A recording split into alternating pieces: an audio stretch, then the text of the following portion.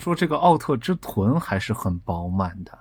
首先这个是我的布光环境，光圈 1.8 ISE 色温是5200，然后来看一下灯光，一个是佳能内部原光柔光罩的灯光效果，一个是去掉内部柔光罩的效果。这里大家觉得这个灯光亮度如何呢？小伙伴大家好，我是偶奇喵，欢迎来到魔魔与魔玩俱乐部。经过几次官方优化后，终于见到了实物。今天让我们一起来看由 Pop One Toys 即将出品的6寸布艺可动人偶赛罗。模型包装是有层雪泥纸包裹的，撕开后则是外包装的实体 UI， 正面为金属珠光质感的赛罗侧面喷绘，左右两边也有半身像和上半胸像的展示。盒子设计为了磁吸半开的大开窗设计，内部可以看到赛罗的纪念台词和模型主体，这个包装确实很严实啊。打开盒子过后有一张说明书、2版塑封和新增的火焰特效键。说明书介绍了具体玩法和把玩中的注意事项。第一层塑封内容为主体一个，赛罗的变身眼镜，放绝招时的胸口替换键，除本体握拳手以外的6对经典手型，一个无头标的替换面雕而不是头雕，新增的眼镜支架配件，一对头标和等离子火花刀，然后是一个诺亚给的究极手镯和赛文给的奥特赛罗手镯。第2版内容物为一个赛罗的专属披风，极速光线特效键，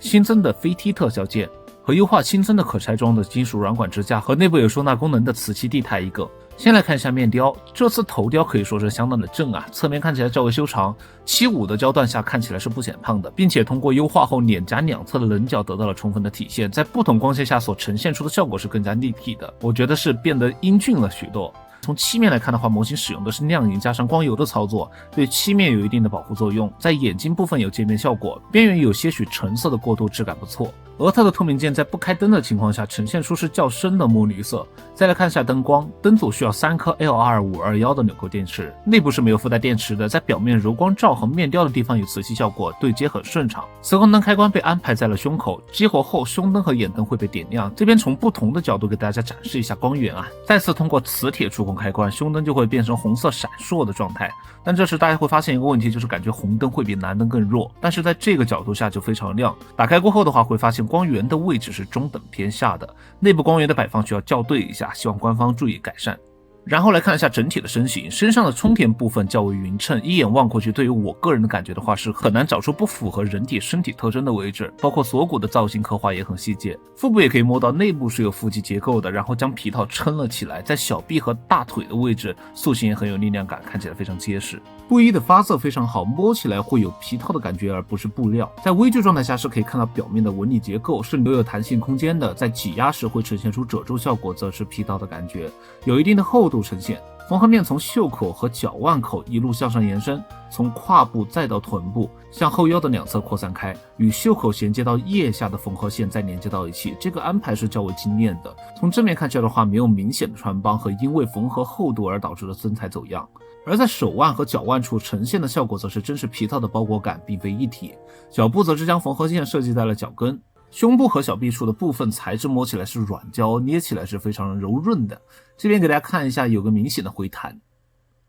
包括从整个后脑勺一直延伸到腰部的背鳍材质也与大臂甲和肩甲相同，在可动时不会对关节进行任何阻碍。作为一个胶牢来说，如果说这个位置是一体键啊，并且没有办法做成成型色，那这个漆面是有点东西的。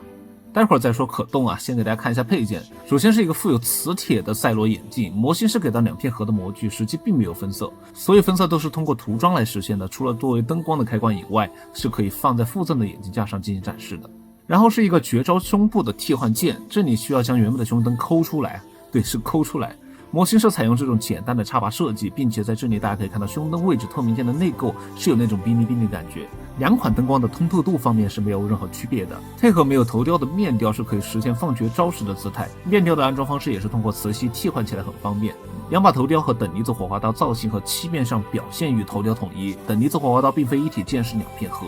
武器可以通过手型中的握持手进行把持，模型提供了2种握持手型可以决定武器的握持角度，其余则是一对手刀或者说是飞行手型啊，一对战斗预备式的手型，放松抓握手型和2只标志性动作的右手。手型表面有不同的皮肤褶皱，这个掌骨凹起的样式就很帅啊。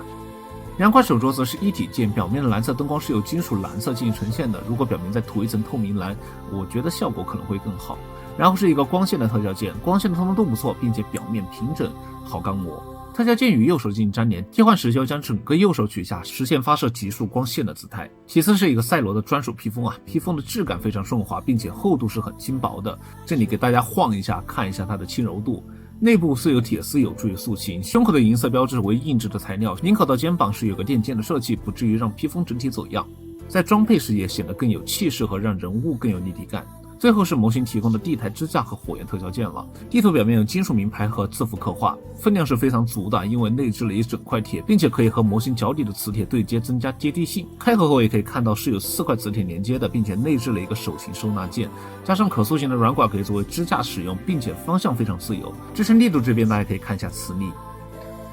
最后是这款体积非常大的飞踢火焰特效键了。模型材质并非硬质塑料，有一定的韧性，整体是黄色透明键，在边缘用透明橙色进行了加强，模拟火焰的效果。装载时是非常简单的，可以看到脚底预留出了一个整块平面，直接对接即可。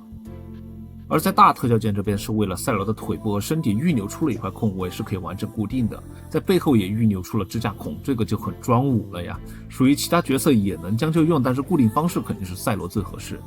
最近冬天到了，天气比较冷，大家在替换手型或者特效键前，建议用吹风机或者热水处理一下，使零件软一些的替换会方便很多。最后展示模型的可动，作为本期视频的结尾啊。官方售价是620元，预售时间是2025年的1月到2月，预计出货是2025年的第2到第3季度。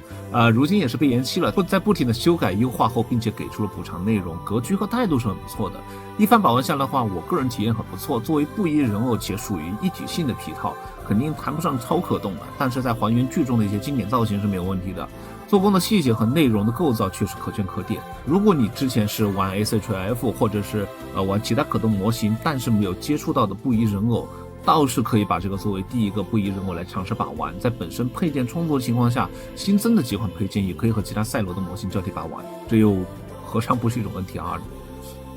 ？OK， 那以上就是本期视频的全部内容了。如果你想看更多模型开箱和喷图分享，别忘了点赞关注。如果有任何我在视频中没有说到的问题，都欢迎大家在弹幕或者评论区提出来一起讨论。希望每个玩具都能成为礼物。我是后奇妙，我们下期再见。